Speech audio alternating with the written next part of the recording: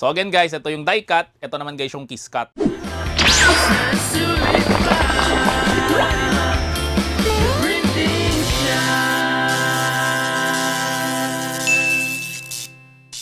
guys, kumusta? So may nagpapagawa sa atin ng sticker. So ito is government kasi from PIDEA.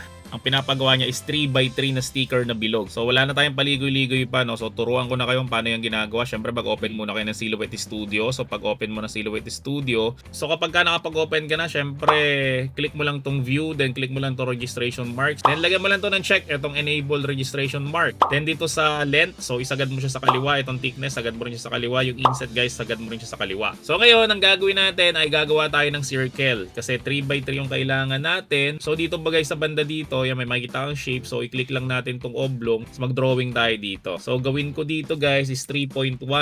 Tapos 3.1 rin yung height. Yan. So bakit ganyan? 3.1 by 3.1 sir. Akala ko ba 3 by 3 lang. So ganito, papaliwanag ko sa inyo mamaya. So ito guys yung logo natin. So idadrag ko lang siya dito. Yan. So pagka-drag ko sa kanya, syempre lakihan ko lang para makita natin. Kaya ginawa ko siya guys sa 3.1 by 3.1, no? Kasi lalagyan natin siya ng cut marks dito sa loob. Kasi nga 3 by 3 lang yung kailangan natin, no? So ganun ulit gawin natin. Syempre click lang natin tong drawing tools. Tapos yung oblong ulit. Tapos maggawa ulit tayo dito. Tapos ito na guys yung gagawin natin na 3 by 3.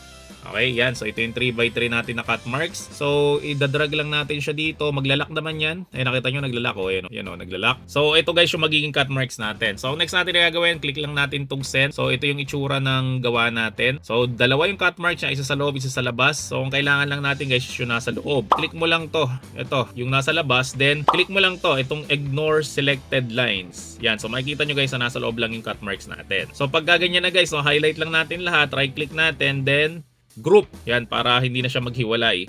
Tapos, gawin natin guys is paramihin na natin to. Gawin natin guys, so click lang natin siya. Then, control sa keyboard, then right arrow key. Tapos, lagyan natin siya ng space. So, arrow key, arrow key, arrow key, mga 5. Yan, then highlight natin siya ulit lahat. Tapos, control arrow down naman natin. Yan, tapos, ganun ulit, lagyan natin siya ng space. Yan, so hanggat maluwag pa, pwede pa yan. Tapos, ganun ulit. Ito naman gawin natin is, ito nasa taas na to. Then, control arrow down ulit. Yan, para dumami na. So, meron tayong 6 na piraso kapag ka 3x3 yung ginawa natin. No? So, ang gawin natin, itong registration marks na to guys, iangat natin siya dito. Kasi usually yan, nag-e-error yan kapag ka L121 yung ginagamit na printer. Kasi nga, nahihirapan siya mag-print sa ilalim. So, paano natin gagawin yon? Click mo lang tong more settings. Tapos, yung bottom inset, iurong mo lang pakanan. Nakita nyo, maangat siya. Yan, so mga dito banda. So, ang next natin na gagawin dyan, syempre, ipiprint na natin siya. Tapos maya-maya guys, ikakat na natin siya. Guys, yung mga ayaw na mahirapan sa kanilang pagli-layout, no? So, inaanyayahan ko kayo na magpa-member sa Creative Fabrica kasi nag-offer sila ng millions of files, templates, and fonts na magagamit mo guys sa printing business mo nang hindi ka guys nag-aalala ng copyright. At ang maganda pa niyan guys, mayroon silang free trial. So, kung gusto mo guys ma-avail yung free trial nila, so i-check mo lang yung link sa description section ng video na to. So guys, sa mga nagtatanong ano bang printer yung ginagamit ko sa pagpiprint ng mga sticker, no? Dati kasi L121. Pero ngayon ang ginagamit ko na is Epson na L8050. Yan, so itong Epson na L8050 na to, yan, 6 na kulay na ink yan. Kaya mas mabilis to guys mag-print kaysa sa Epson na L121. Tapos meron rin tong built-in na Wi-Fi. Tapos pwede ka rin dito mag-print ng direkta sa PVC. At pinakamaganda dito guys, pwede ka mag-print ng up to 300 GSM. So sobrang kapal nun. So kung gusto mo guys mag-avail nito, meron kaming binibenta nito dito sa aming shop.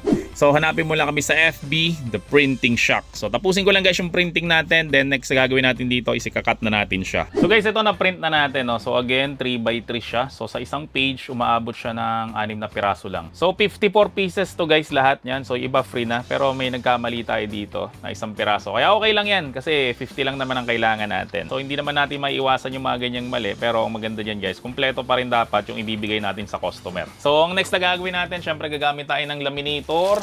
At gagamit tayo guys ng phototop. Syempre again, ginagamit ang phototop para maging scratch proof yung ating mga sticker. So ang napili niya lang is glossy lang or yung generic lang na phototop. So paano ulit maglagay ng phototop? Syempre gumamit tayo ng laminator, then isubo mo lang to, then i-run mo lang siya ng saglit na saglit lang. Yun, ganun lang siya. Balatan lang natin yung photo top, ilagay natin siya sa dulo. Yan, alam ko naman na lagi nyo to napapanood, pero for the sake ng mga first time manood sa vlog natin ay ito, lagi natin papakita kung paano ba gawin step by step ang mga tutorial natin, no? So, isuksok ko lang rin to, itong ilalaminate natin, then press ko lang yung run. So, may mga nagtatanong, pwede raw bang mag-apply ng photo top ng walang laminator? Actually, pwede. Kaso magbabubbles. So, pag nagbubbles yan, sayang yung ibang sticker kasi may bubble siya, di ba?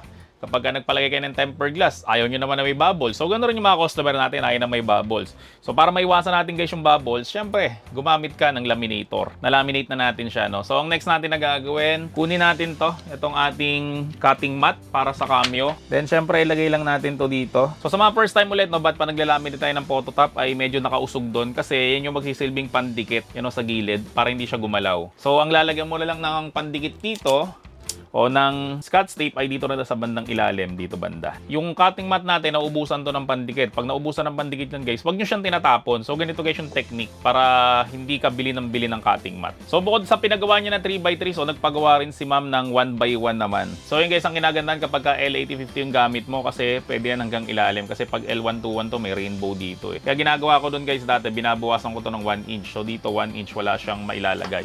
Pero kapag L8050 guys, so hanggang dulo yan. So dito hindi na siya masyadong kasya kasi nga nilagyan ko siya ng space. Eh tatama na siya sa registration marks, no? So sa 1x1, ang magagawa ko dito is 1, 2, 3, 4, 5, 6, 7, 8, 9, 10. Tapos 6, so 60. 1x1 ang magagawa sa isang sheet. So gano'n rin yung gagawin ko dito. Siyempre, ilalaminate ko rin siya ng photo top. So guys, ngayon magka-cut na tayo, no? So unahin nating i-cut to, itong 3x3. No? So ang request ng customer natin is die cut. Kasi may dalawang klase ng cut. Yung isa die cut is yung isa kiss cut. So ibig sabihin ng die cut guys, tagusan. Dapat magkakahiwalay-hiwalay to. Yung kiss cut naman guys, nakadikit pa rin siya sa backing. So i-feed ko lang siya dito. So ang settings ko guys, ang depth ko is 4, passes ko is 2, force is 33. Tapos yung speed ko guys is 30 lang. Medyo matalim pa naman yung blade ko. Kapag ka mapurol yung blade mo guys, syempre dadagdagan mo dyan yung depth. So ngayon guys, syempre i-cut na natin siya. So press ko lang guys yung send. So ang isa sa tip dyan guys, para mapabilis ang yung pagka-cut, ay dapat dalawa yung cutting mat mo. So habang kinakat yon, nakaprepare na yung isa. Yan, so para guys, pagkatapos siyang mag-cut, i-eject mo lang to. Pagka-eject mo niyan guys, syempre, naka-ready na tong isa. Hindi ka mukha ng isa lang cutting mat mo.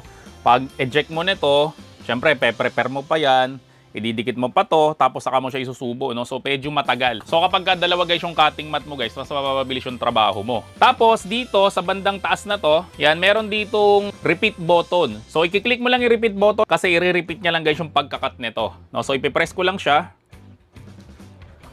Yan, then, automatic na guys na magbabasa ulit ng registration marks yan guys. And, i-repeat niya lang ulit yung process niya kanina. So, dapat guys, pareho ng layout kasi i-repeat niya nga lang eh. So, nakita nyo guys na hindi na nag-tuk-tuk-tuk-tuk-tuk. Hindi na siya gumanon, di ba? Kasi nga guys, i-repeat niya lang. So, kapag ginamit mo guys yung repeat function, mas mapapabilis ulit yung pagtatrabaho mo o pagkakat mo ng mga sticker using Cameo 5. So, syempre, after natin i-cut yung 3x3, ang next naman natin na i-cut, yung 1x1 naman. So, ito guys, yung nakat natin na 3x3 na die cut. So, ibig sabihin ulit ng die cut, so, nakahiwalay siya doon sa backing. So, ganito yan, o. O, di ba? Yan, so, ganyan guys yung itsura niya. Yan. So, ang kiss cut naman guys, ay nakadikit pa rin siya doon sa backing. So, kapag ka inalis mo to, yan. So, nakadikit pa rin siya dito. So, hindi guys nakasagad yung cut nito hanggang doon sa backing. So, again guys, ito yung die cut. Ito naman guys yung kiss cut. So, ito guys yung nagawa natin na sticker, no? So, ang kinagandahan kasi guys sa mga ginagawa namin na sticker is waterproof siya. So, ito pakita ko sa inyo. Ayan, tubig. O, diba? So, hindi siya umuhulas. Yan, hindi rin kumukupas yan. And isa pa guys sa maganda dito, smudge proof siya. Oh. 'Di ba? And isa pa guys sa maganda dito, tear proof siya.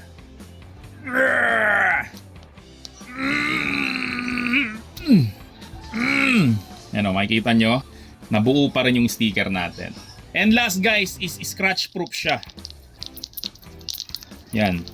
So kahit kukuhin mo yan, walang mangyayaring scratch yan dahil nga dun sa photo top. So nakita nyo guys, no? Sobrang tibay ng sticker na gawa namin.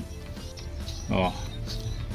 Very nice. So guys, ito na yung mga natapos natin na sticker. Yan, so meron tayong 3x3 and syempre meron tayong 1x1. So ang next na gagawin ko na lang dito, syempre aalisin ko na lang siya dun sa backing niya. Tapos babalutin na lang to and ipapadala na lang to dun sa customer namin. So yung nagpagawa po nito ay sobrang tagal na namin siyang customer, no? Kasi nga sabi ko sa inyo, sa printing business, lalo na sa sticker, ay puro repeat order lang yung gagawin dito. Syempre, nauubos tong sticker na to at pag nauubos tong sticker na to, bibili lang sila guys ng paulit-ulit. Kasi guys, ang The Printing Shack, sticker lang talaga usually ang ginagawa namin. So kung gusto mo guys magpagawa sa amin ng sticker or ano kaya gusto mo rin magsimula ng yung sticker printing business, so i-PM mo lang kami sa aming page, The Printing Shack, at sabihin mo lang guys na napanood mo tong video na to para bigyan ka ng discount. At syempre, wag ka matatakot na magsimula ng iyong sticker printing business kasi gagayad kita sa pamamagitan ng mga video na ginagawa ko na katulad nito. At syempre, kung nagustuhan mo naman tong video na to, huwag mo naman kakalimutan mag-subscribe dito sa channel ko, i-like mo na rin tong video na to at i-turn on mo na rin yung notification bell para like updated sa mga vlog ko about sa printing. So yun lang, maraming salamat ulit sa inyong lahat. See you on my next video and bye! The Printing Shack, ayos na sulit pa. The Printing Shack.